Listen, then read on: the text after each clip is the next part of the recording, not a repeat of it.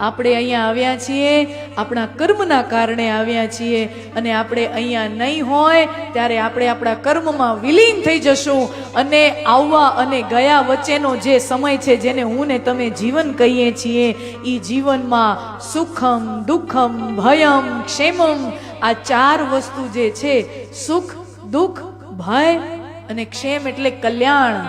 સુખ, દુઃખ, ભય અને ક્ષેમ આ માત્ર ને માત્ર આપણા કર્મો ઉપર નિર્ધાર રાખે છે, બીજા કોઈ ઉપર એનો આધાર નથી.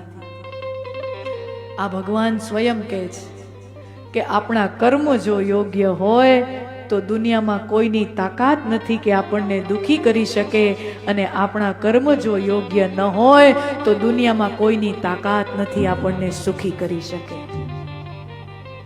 ये स्वयं भगवान के शब्द हैं, कर्मणेवा जायन्ते जन्तु कर्मणेव विलीयते.